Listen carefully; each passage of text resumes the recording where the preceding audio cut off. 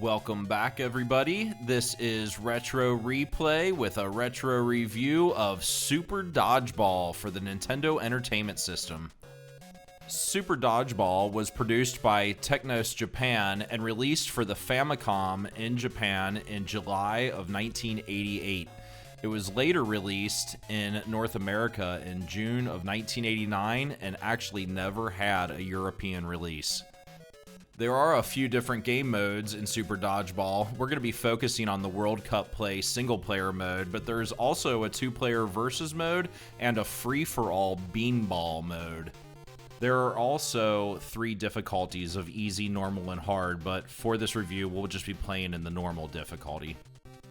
This is a pretty straightforward arcadey game of dodgeball. It's 6 versus 6 with 3 primary players and 3 auxiliary players. And before each round, you get to choose who your primary and auxiliary players are. And they all have different player attributes and different special moves. In this single-player World Cup mode, you take control of Team USA and play 8 different rival teams from across the globe. The game starts off here in New York City, playing against another American rival team as a qualifier to get into the next round. The goal of the game is to simply eliminate the other team by hitting them with the ball.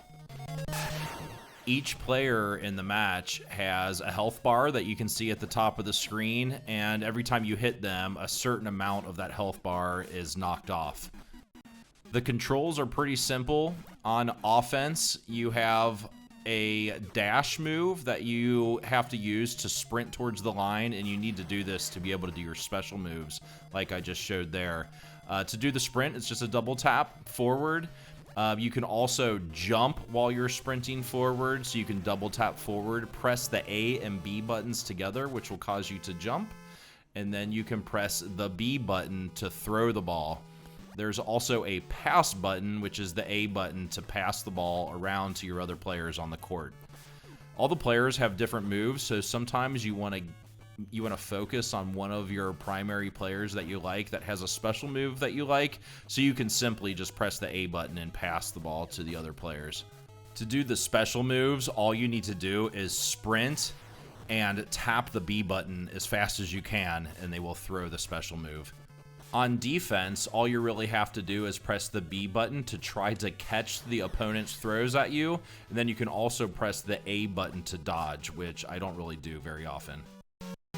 You can see this second match here is against the England team with London Bridge in the background.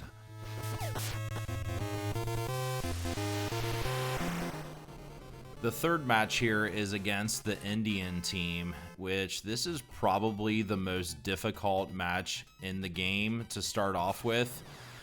These guys, they have very little health, but they have a lot of defense, and it's very difficult to hit them. They catch a lot of the balls, and when you do hit them, it doesn't knock off much health at all. So this match actually took me probably twice as long to beat as any of the other matches in the game.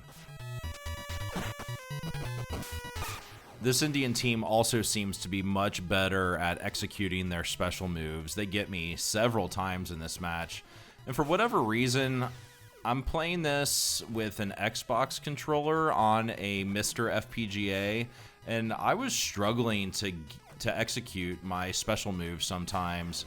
I get them a few times here, but throughout this playthrough, I was failing to execute the special moves, and I'm not really sure why. I don't know if it's just the controller or if it had something to do with me just not being good at the game anymore. I'm not really sure.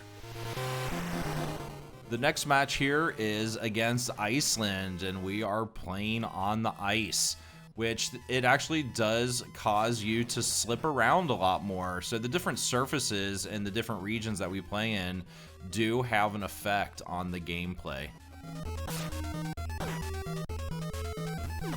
This Iceland team is pretty easy to beat, though. They do have a lot of health, but they were pretty straightforward to beat.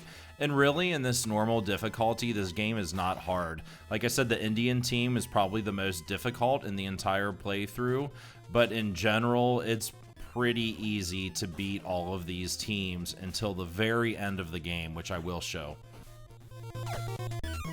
I did try to play some on the hard difficulty, and it is definitely hard. It's much more difficult than this normal difficulty. So I always have fun in the normal difficulty because it's just fun to win, and it's fun to use your special moves and have them land instead of it being frustrating. This next match is against the Chinese team, and this is probably the easiest match in the entire game, and I do show the entire match here because I just work my way through them so quickly. I'm guessing that's supposed to be a picture of Mao in the background, but what's wrong with his face? I never understood that as a kid. It's like he's got fly eyes, or I mean, I don't even want to say what it looks like. It's such a weird looking picture. I did play this game a lot as a kid. I never had a Nintendo growing up, an NES, but I had a lot of friends that did, and several friends had this game, and I did get an opportunity to play it a lot. Once I purchased my first Game Boy Advance, this was one of the first games that I bought, was Super Dodgeball Advance, which is actually a very fun and a very good version of this game. Also, I did mention earlier that this game was not originally released in Europe, but there were multiple digital releases later. This was released for the Wii Virtual Console, but only in Japan and North America, but was released globally on the 3DS Virtual Console, the Wii U Virtual Console, and is now available on Nintendo Switch Online.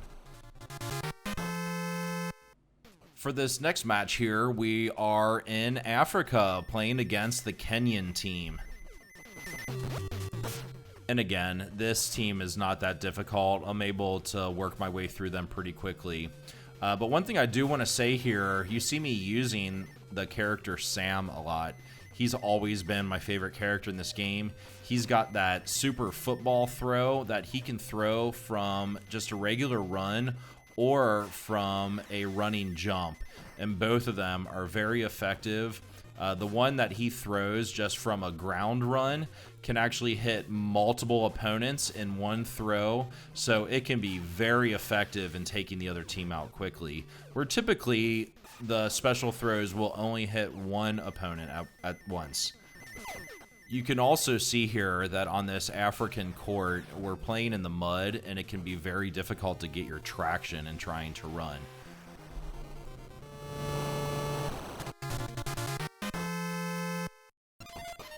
Next up here, we are playing against the Japanese team. I guess that's supposed to be Mount Fuji in the background, although it doesn't really look like it. And we do have a court laden with beautiful cherry blossoms. And since this game was developed out of Japan, my understanding is that in the Famicom version, instead of Team USA, you have Team Japan. And in the first round, you actually start with 2 high school teams, but then move forward with Team Japan. And the final team in the game is actually Team USA, where in this American release, the final team is the USSR. And supposedly the final team, whether Team USA or USSR, they have the same stats in each version of the game.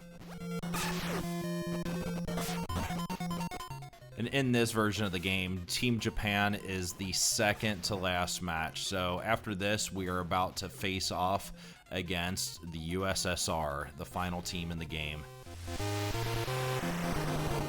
And I say USSR is the final match in the game, but that's not really true.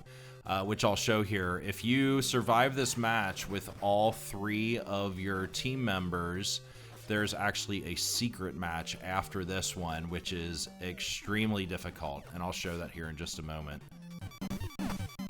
But considering that Team USSR is the final match in the game, they really are not that difficult. They do have a lot of health, but they were not difficult to defeat in this normal difficulty. And for any of you youngins out there, today's Russia is formerly the USSR before it was broken up into multiple different countries at the end of the 80s into 1991. Just a little history lesson there for you. And as I finish up this match here against the USSR, this is where we get into the special match. The screen starts flashing here and freaking out, and a new team is spawned into the same court. This is Team Shadow, which is basically a mirror match of me against myself. And this team is extremely difficult. It is basically the game on difficult mode, and they are way more difficult than any other match in the game. They actually beat me in this match. I do knock out one of them, I believe, but they are able to defeat me. If I was able to get another chance at them, I'd probably be able to finish them, but man, they were really difficult to take down. You can see in this gameplay footage, they just have a much different strategy than any of the other teams. They pass the ball way more. They'll even do their sprint up to the line and then pass it to their auxiliary team members and pass it around between them and make offensive throws with their auxiliary team members.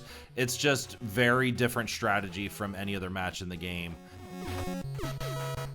You can tell the gameplay is much slower when they're playing like this, but this is how it is on the difficulty hard in this game.